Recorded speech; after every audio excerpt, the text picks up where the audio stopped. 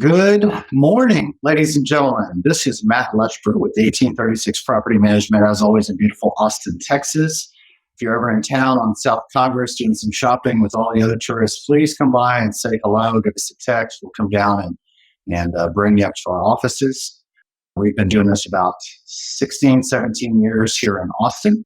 And today we are here with Vincent. Chris is the broker and owner of Hunter Property Management in Springfield, Missouri. The reason that we've invited Chris among all the people that are out there is because his company is the one that I have hired to actually manage some of my rental. So that's what makes this conversation really interesting is it's not me telling you how great I am or vice versa with Chris. It's Chris and I having a conversation about why in the world I, as a broker and a property manager for all these years, don't manage my own rentals 4 states away in Missouri. And the title is, again, why you need to stop managing your rentals remotely. Welcome to little mini California here in Austin. And I can't tell you the number of calls we get come in weekly that people say, I haven't had rent in 3, 6, or 9 months. Can you help? I'm like, you could have hired somebody and been at the beach. I mean, if I was in California, I'd want to be surfing, not managing a rental property remotely. But here we are. So before we get going, there's going to be a question and answer option at the bottom of the screen. You guys are always welcome to ask any questions. We may answer them on the fly. We may answer them at the end of the conversation. But either way, we'll do our best. And if we don't know the answer, we'll find it, email it to you, whatever we need to do, because that's kind of our job. And we need to be on top of this thing. So if you have any questions, put those in there. Chris, if you would be so kind, please give us a little introduction. Tell us about yourself, about Hunter Property Management. What do we need to know about you in Springfield, Missouri? Yeah, I appreciate it, Matt. So I've owned Hunter Property Management for 4 years now. It's a 30-year-old company, but I met the previous owners about 8 years ago, and I started in investing in rental properties in Tennessee, doing nightly rentals. So it was VRBO before Airbnb was cool. Then we moved to Springfield, Missouri and started interviewing property managers and met Hunter. And they had a lot of good people and processes in place. And it just really created that trust with them that you're looking for in a partnership. They brought up the idea of you should buy Hunter when we retire. And then 4 years later, I got a call and they said, hey, our kids are having grandbabies. We're done in property management. So my wife is a physician's assistant. I was selling human capital management software, and we decided to just go all in on property management. And it's been a journey because then COVID hit, but it's been fun. It's been real fun. It's there's never a boring day, like we were talking about earlier. The garbage truck just ripped my internet off my building. So we started off with 325 units when we purchased. We're around 700 now. So it's seen a lot of growth, went through a lot of process changes and improvements. And that's one thing we pride ourselves in, is just constantly looking for ways to get better to help our owners maximize their investments. So it's been fun, and appreciate the opportunity today to talk about how well I'm managing your properties, Matt. So it's going to work out just fine. It's going to work out great. So a few of the topics we are going to cover, where the chapters of our 30 minutes today are remote self-managing pitfalls, what could go wrong, financial risk to self-managing, what could go wrong, and choosing local PM partners. Like how do you know, okay, I get it. I shouldn't remotely manage, but how do I even select people that are in another state that I've never met? And I really love it, Chris, that you use the word trust, because everyone is fearful of getting stuck with somebody who's not ethical or doesn't know what they're doing but talks a big game. And that trust matters. We're still in Austin. We're still in Texas. And handshakes still matter to us. We're still supposed to do what we say and say what we do and show up. And I know a lot of companies are national and they're more interested in earnings than they are those integrity points. But trust still matters, including when you're deciding which business to buy, because you certainly don't want to step into a mess if you're next to your commitment. So let's jump into the first one, remote self-managing pitfalls. What I'm asking you, Chris, is just kind of elaborate on a few of the pitfalls that can occur when investors manage remotely. And this is from your point of view, and it'll be interesting to see how that compares to mine because hey, we're a few states away, but we're in the same industry. Yeah. So what do you think some pitfalls are that folks could really kind of step into without knowing it if they try to manage a Springfield property from Austin, Texas? Yeah. Yeah. I mean, well, the first one is just have an accurate pulse on what you just set your rents at. If you think about that, with your 5 states away or 2 states away or 3 states away, you don't know what areas you should be focused on, number one. Number two, you don't know really where rents should be set. I mean, a perfect example of this is the last 2 years of what we've went through. We saw rents go up extremely. 2-bedroom was renting here in Springfield, an average 2-bedroom, 1 bath was renting from $650, and then 6 months later, that was up to $850. We'd slap a number on it, it'd rent. We slap another number on it, it'd rent. I don't think we'll ever see me go through that ever again. I might be wrong, but then, to even today where we're seeing some contraction here in Springfield anyways, where, we're pre-pandemic demand. So just kind of knowing where to set your rents, because if that's not accurate, then you could be missing out on rent that you could have been charging, or you could set it too high and your house could sit for a month or two without bringing any rent in. And, when margins are $100 a month or whatever it is with high interest rates, every little thing, I mean, every month matters, every day matters. And, and just having an expert on the ground that knows, hey, because if an example of this is even out in Republic where you bought where your houses are, is I have a competitor in town, my largest competitor, that was renting it for $200 less than me. So if you were from out of state and you were trying to pull comps, you would have saw that they were renting actively the same house you were buying for $200 less, and that's where you would have set your rent if you didn't put someone on the ground. So that's $200, $2,400 a year. Average the tenant's going to stay 2 to 3 years. I mean, so you're talking a significant amount of money. Or let's say on the flip side, I know the sweet spot. I came in and kind of set a sweet spot using our technology to kind of get to the qualified renters faster. But let's say you listed it for $200 more than I kind of hit the mark, then the house would have been sitting there for a month or two. So I would say just number one is having an accurate, because that's changing all the time, and it has been. I mean, if it was stagnant, I would say it wouldn't be such a risk, but I have seen it go up, and now I'm seeing it kind of stall, and there could be a time where it goes down. So just having that feet on the ground that knows the market and that can educate and prevent those little mishaps on the front. I think setting rents would be the first one. It's interesting you use a 1 or 200 as the variable because that's about what property management costs in most regions across the U.S. It's somewhere in that ballpark.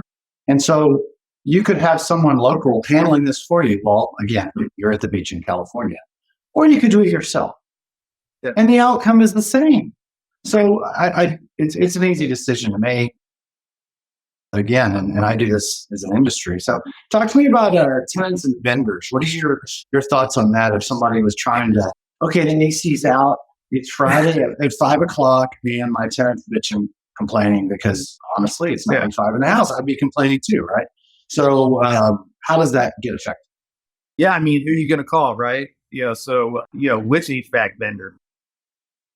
Are you going to call the one that charges the minimum trip fee, $150 an hour, and then how are they going to gain access to the house? Communicating with the tenants, but moreover is, how do you know when they did the work accurate? And when you pay that invoice, obviously with HVAC, you're probably going to find out from the tenant if they did or didn't. So I would say, but the big ones as far as just accountability to vendors is number one, we vetted all the vendors. If you pick a good property manager, we know which ones to use, which ones not to use, which one's cost effective. For example, we have a vendor that charges $85 an hour. And I know him very well. He's kind of mom and pop. He gets the job done. I can trust him. He's there when he's going to say he's going to be there. He has access to, we can give him access to our deadbolt smart locks, which we put these quick set smart locks on all of our houses. and they're all mastered. So obviously there's some communication with the vendors, but $85 an hour versus $120 an hour, $500 later for just to go do a charge, that could be a big difference in cost. But also just vendors for just other things, just making sure that when you get that bill, did they do the work and did they do it accurately, especially if there's no tenant in the house to help you communicate if that work's been done. But the biggest accountability that I see is we all want that. We want a qualified tenant to move in our house. We want them to pay a fair amount of rent, and we want them to stay as long as possible. If we can do all the checks up front, we can say, all right, your credit score is this, your monthly income's this. You haven't had any things on your record that would give red flags, but there's that 1% chance that they can turn bad on your watch. You can check everything on your list, and they could look perfect on paper, but then they move in. Now what? If they're going to turn bad, you want to be able to catch that before they turn bad. So who's going out there and inspecting the house after they move in? That's one of the biggest ones, because if they turn bad, so let's say they turn bad, and we've all seen it. It's the worst case scenario. It's what we all want to avoid. You do everything right, they turn bad. You're out of state, so you don't know. Holes are being put in the wall. Kids are spray painting the wall. I mean, I've seen it all. I've seen it all, man. I mean, I've seen great people just, life happens to them. And if you catch it early, so like we do spring and fall filter changes and full inspections. So if you catch it early, you can mitigate that risk, and that $1,000 of damage, which I could have pulled off out of the deposit, now becomes $5,000. And man, and then when that happens, it's what turns this into a disaster. And I've seen people who have accumulated 60 houses.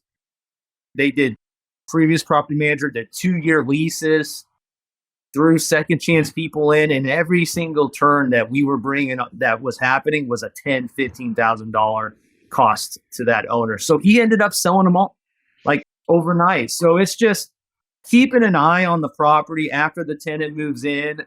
I don't know how you can do that remote. Now, if you're lucky, you got a family member in town that wants to do that, or if you want to burden them with that, I guess that would work out. And then that kind of will lead into how you pick your property managers and big box store or local person. We can talk more about that. But I would say that's a big area where managing remote would cause me some heartburn, is just not knowing if that tenant is taking care of my house. It's a big risk to take on a big investment. Well, and it's not all tenants. It's a few. No. But those few are going to hide one thing, hide another thing, and it's going to accumulate. We ask for feedback from our clients and customers every quarter. And, obviously the ones that want to complain, obviously give more feedback. And that's fine, because we use it to improve. So we don't mind to discuss it and look at it. And one of the biggest complaints we get is your semi-annual walkthroughs are so intrusive, blah, blah, blah. Well, they're designed to be as little intrusion as possible. You don't have to be home. But the people that are worried about it make me worry, because why is it such a big deal? You're in a rental. It's part of the contract. It's part of the disclosure. And so if you're so worried about it, why? It's interesting. It's just, it's always a 1 or 2. It's never the 700. But they vocalize it. Yeah, and it could be simply as I snuck a pet in. Absolutely. And tell you about it. Well, okay, per your lease, now I have to charge you X amount. We'll negotiate with them if they're good tenants. But yeah, it could be small things like, I snuck that pet in and I didn't pay you for it, and I'm not paying monthly rent or non-refundable pet fees or. Yeah, they want to pay the fines. Yes, they get caught and run the risk. Yeah. And so you got to go check it out. So let's pop up a poll real quick, our first of 2, and we'll try to stay on track here today. And the question is, if you've ever owned a rental property, have you ever attempted to self-manage it? As I showed up Chris earlier, a lot of people watch this down the road. They don't always watch day of, but we'll ask the poll anyway. And unfortunately, if you didn't attend live, then you don't get to answer, but you'll know what we're doing nevertheless. So we're going to keep on moving on as that is visible. And the second topic is financial risk to self-management. So Real world examples and numbers. I won't hold you to pennies or dollars, but let's just go big picture here because nobody in the general population likes math. And let's discuss what some of those costs could be. We covered a couple earlier, whether it was rents, whether it was the cost of management, whether it was the hidden costs of the things you don't see. And you've got a couple others listed in some speaking notes here. So I'm going to let you just kind of run down these, Chris. I don't want to steal your thunder. These are your ideas and your thoughts. As far as just financial risk? Yeah, examples and financial risk from self-managing. What are some things that could go wrong? I mean, think about the things that could go wrong, right? So again, it comes to being as picky as possible, putting the tenant in, right? So we get the best tenant on paper that we can possibly get. All the risk can come from tenant not paying rent, so money not coming in, or tenant causes damages, which there's surprise costs going out when something happens, right? So those two things can impact the bottom line. One of the big ones is, as far as reducing financial risk, is who's going to do the move-in inspect. So if a tenant does cause damage, number one, you want to have enough deposit on file to hopefully cover the damage. Worst case scenario is when it goes over that deposit. Now owner comes out of pocket to get the house rent ready to re-rent it again. And one of the things is, if you're out of state, is I know when you go to court and you try to get that money that's over the deposit, they're going to ask, do you have pictures of the move-in? And do you have pictures of the move-out? Document. And if you're out of town, I don't know how you do that. If the tenant's nice, they're going to take pictures for you. If the tenant's, I don't know how you do it. But I would say is, for us, when the tenant moves in, we take pictures, tenant signs off on it. You got the house in this condition. Before the tenant moves out, we give a notice, hey, we expect the house returned in the same condition we gave it. And so here's a list of what needs to be done, and here's what the charges will be if you don't do them. So there's proper communication. So tenant moves out, we'll go in and we take pictures. If there's a light bulb out, we charge for it. It needs touch-up paint, we charge for it. If it needs a blind broken, we charge for it. But we take pictures, because if it goes over that deposit, when you get in front of that judge, because all property managers are bad people, we're all slumlords and we take advantage of people, we are greedy. If you don't have those pictures and it's not documented, goodbye $5,000. You're not going to see it. They're going to side with the tenant because there's no proof. So I would say that's a big financial risk to manage them remote. And again, when you're talking about whatever this house is, whatever cash you got in this deal, you want to protect it as much as possible. And again, I would say that whatever amount you're going to pay property manager is going to be well worth mitigating the risk. And the risk could mean thousands of dollars, even a full paint. I'm lucky I got a painter that can do it $1 a square foot. If you go get quotes all over town, it's going to be $3 a square foot. So, I mean, if it needs a full paint, you're talking $3,000. If they tear floors up, you're talking, man, the cost of that's went up. I mean, you could be talking $5,000. Before you know it, if it's one of those bad scenarios, and even an average turn, you're going to need painted. The cost between a touch-up and a full paint, you're talking a couple $1,000s. So just having the ability to go get that money if that does happen. And again, I don't know how you do that if you're remote, but if you're not doing it, you're exposed. It's leaving a big area to have some risk happen. So for us in Austin, JP courts can handle things like evictions, but if an owner wants to go after a claim on them, a separate claim, let's say, I had a deposit, but it was 5 times that deposit and trashed the house, whatever. Yep. A lot of times the courts will say, these are separate. We will handle the possession, and we'll do that through a property manager. But if you want to, quote, sue them for money, you are a property manager, you are not an attorney. So therefore, the owner who's out of state has to hire an attorney to go after a financial claim on those people. Then they may or may not ever get the money. They'll get the judgment, right? Yep. Okay, so the court says you owe this money, but if these people never recover in life because something happens, an incident, you're never going to get the check, even if the judge says it's due to you. So Sure. I just don't think that everybody understands that trying to control this, but not being an expert in place is going to cost you more than letting go of control and selecting someone good. There are a lot of folks in our industry which are not worth their salt. I don't want to say they're bad people, because one of my jokes is that at the NARPM national conventions or one of these others, you could drop $100 bill and somebody would pick it up looking for who lost it.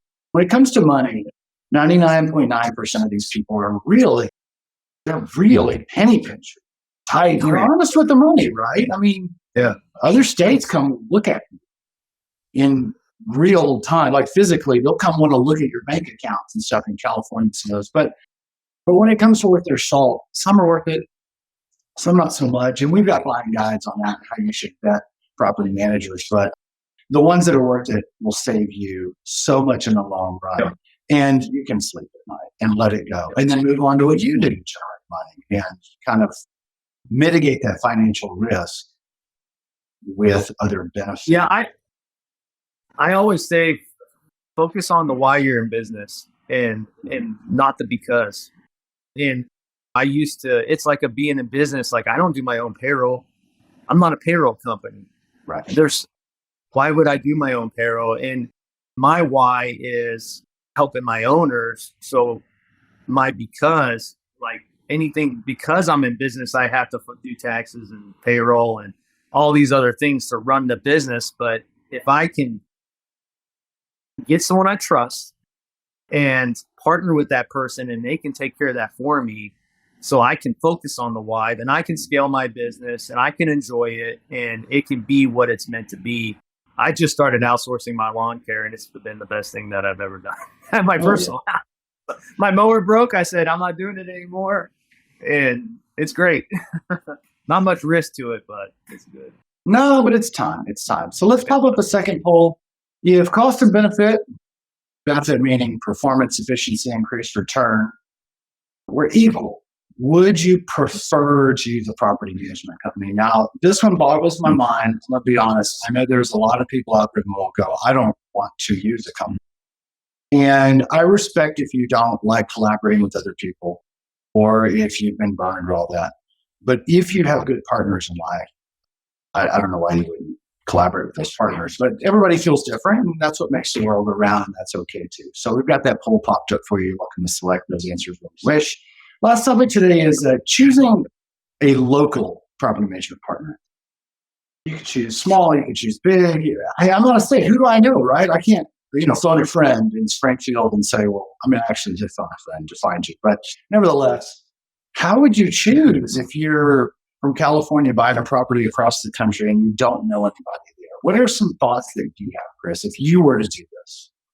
I mean, number one is, obviously the reviews, right? So you're going to go there because that kind of tells a story. Not all the story, but it tells some of a story of who they are. But I would say, there's tons of questions you can ask, but what it comes down to is if you trust the person. Do you have the owner's phone number? I mean, that could be a simple one. And do they like property management? By talking to them, you can find that out, because some property managers don't even like property management. Do they do other things besides property management? Or is that their sole focus? Do they have the right, I would say, people, process, technology? Do they care about people? Because we are in a service organization, and people are the most important aspect of that. And the people you'll be dealing with, do you like them?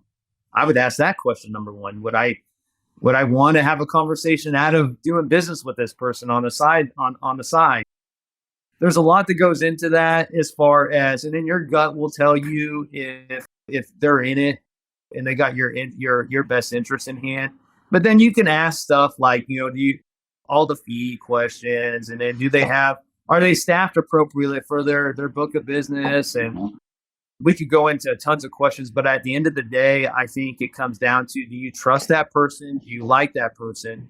you see yourself working with them? Do they feel genuine about, are they passionate about what they do? And then from a communication standpoint, are you going to be able to get a hold of them when you need them in the right time? I think those are communications, probably one of the biggest ones. I mean, again, we could spend another hour on this, on how you do it. But at the end of the day, we're not all created equal. We're not. And there's good ones and there's some that are just there. And you do have to do your due diligence, because to be honest with you, there are probably some that I would say, man, you probably better off self-managing. There's more risk to go with that property manager. But I would say start with just, do you like them? And are they genuine? And then are they focused on people and providing high level service? I love the staff ratio you brought up. That's important. And I don't think people look into that because they don't know how to ask the question, or they don't know what the appropriate range would be. And I think it's very important. How many people do you have per units that you manage, and what is the hierarchy in your company? If there's one boss and there's 20 employees, I can't expect that boss to actually know what's going on, even if I have his phone number. So it gets interesting when you get into hierarchies of where does this go up the chain if things do go wrong? Are there other people in place that are knowledgeable and didn't just get hired yesterday? What's the tenure of the staff? How long have these key people been in place to learn? Because I can read a book or open up a business. It doesn't mean that I've had the experience to know what not to do. And after years, you start to be able to go, okay, well, we learned that lesson 5 years ago, so we don't do that ever again. And I've accumulated that knowledge. The tech is really important. I was surprised at a recent conference I went to in Nashville. I sat in a room full of people discussing processes, and I got up after that breakout session. I didn't go back because they were still discussing what are our processes. And I was like, guys, this was 10 years ago. Like, if you don't know that there's 64 steps in this exact process, what are you doing? Like, I mean, I don't even know what are you getting paid to do? How do you quantify that for a client?